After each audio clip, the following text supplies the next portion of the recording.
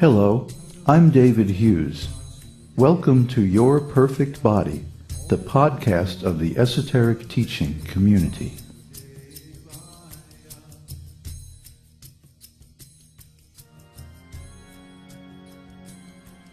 Today's selection is an essay entitled Face to Face with God.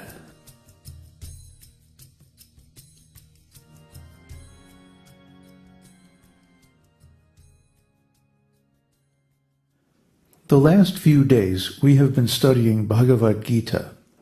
Let us just consider for a moment how wonderful Bhagavad-gita is. Arjuna is having a long conversation with Kṛṣṇa on the battlefield of Kuruksetra. He is face to face with God. Is there anything so wonderful in any of the other scriptures of the world? Just stop and consider. For example, in the Bible, there are a few descriptions of encounters with God, but there is always some kind of medium, a burning bush or smoke, and the conversation is sketchy and short, and God seems far away. Even the night in the Garden of Gethsemane, when Jesus prayed so intensely that he is described as sweating blood, is described only in summary. The disciples, who should have recorded every word, were, incredibly enough, asleep. But in Bhagavad-gita, Arjuna is having an elaborate philosophical discussion directly with Kṛṣṇa, the Supreme Personality of Godhead, who is seated in his chariot as the driver. This sacred conversation covers the entire range of Vedic philosophy and yoga practice in just 700 simple Sanskrit shlokas. And although the narrator of Bhagavad-gita, Sanjaya, is miles away in Hastinapur, he reports the conversation in complete detail. Every word is recorded. This is a truly remarkable example of Vedic spiritual technology. Even more amazing, just as Bhagavad-gita is only one section of the much larger work Mahabharata, Arjuna's discussion with Kṛṣṇa in the chariot is only one out of many encounters they had during a lifelong intimate friendship. And Arjuna was not the only one to have a close relationship with Kṛṣṇa. The scriptures of the esoteric teaching recount the stories of many exalted devotees in many different relationships with Kṛṣṇa.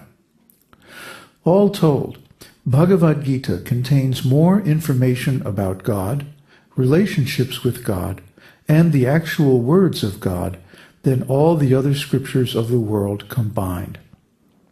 And the Bhagavad-gita is only a small introductory portion of the esoteric teaching. The esoteric teaching not only records the stories of these exalted devotees and their pastimes with Kṛṣṇa, it also tells us how we can attain the same elevated state of consciousness. The esoteric teaching gives step-by-step instructions how we too can come face to face with Kṛṣṇa and join him and his eternal associates in eternal, exciting, blissful adventures in the spiritual world. Adau shraddha tatu sadhu sango tabhajana kriya tato narta nivritisya tato nishtaruchistata ata shaktistato bhavas tata premanabhyo danchati sadhakanam mayanam premana pradurbhave bhavet kramaha. In the beginning, one must have a preliminary desire for self-realization. This will bring one to the stage of trying to associate with persons who are spiritually elevated. In the next stage, one becomes initiated by an elevated spiritual master, and under his instruction, the neophyte devotee begins the process of devotional service. By execution of devotional service under the guidance of the spiritual master, one becomes free from all material attachment, attains steadiness in self-realization, and acquires a taste for hearing about the absolute personality of Godhead, Sri Kṛṣṇa. This taste leads one further forward to attachment for Kṛṣṇa consciousness, which is matured in bhava, or the preliminary stage of transcendental love of God.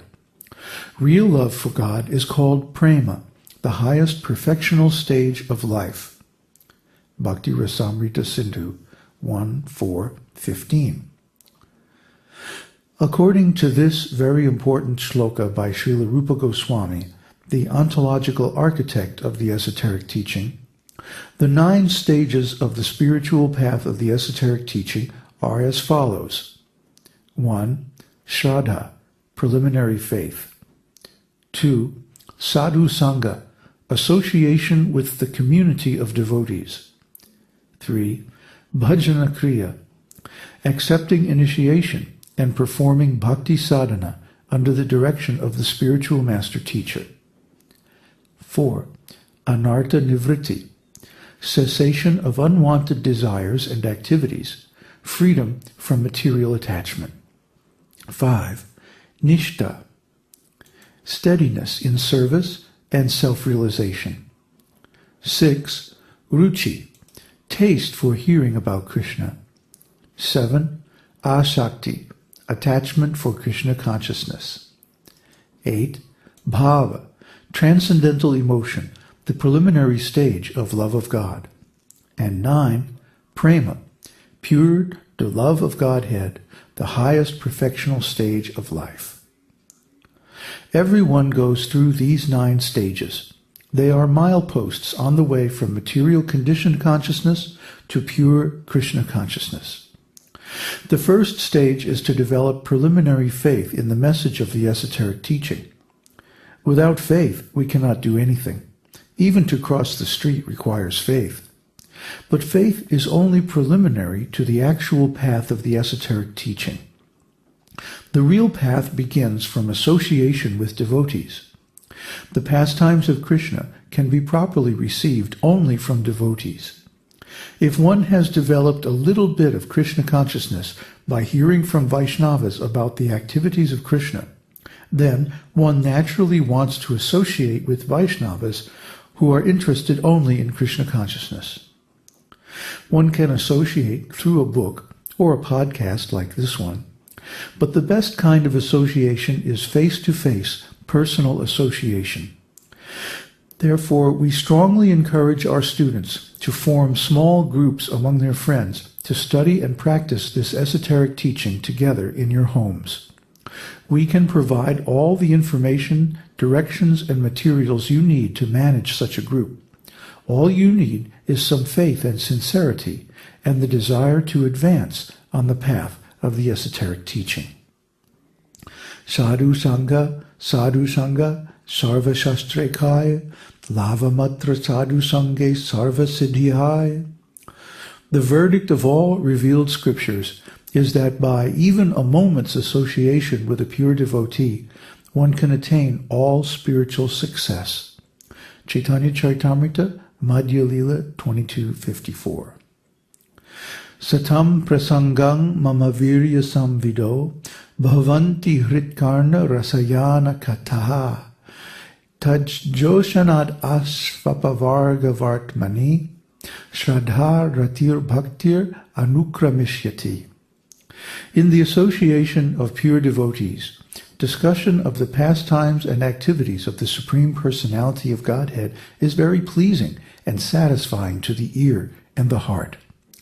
By cultivating such knowledge, one gradually becomes advanced on the path of liberation, and therefore he is freed from undesirable material qualities, and his attraction becomes fixed. Then, real devotion and devotional service begin. Srimad Bhagavatam 3:25-25. By gradual advancement on the path of the esoteric teaching, one recovers one's latent transcendental relationship with Krishna. The end result of this cultivation of Krishna consciousness is that one gets to live on the same spiritual planet with Krishna, in a perfect, eternal spiritual body, full of spiritual consciousness, knowledge, and bliss. The successful devotee regains his eternal position in relationship with Krishna and gets to see Krishna face to face every single day. This position is sought after with great perseverance and effort by all the great sages and demigods. Savayam Brahma mahadvamrigya kaivalya nirvana sukhanubhutihi priya suhridva khalu matuleya atmarhaniyo vidikrit guruscha. How wonderful it is that the Supreme Personality of Godhead, the Parabrahman, Kṛṣṇa, who is sought after by great sages,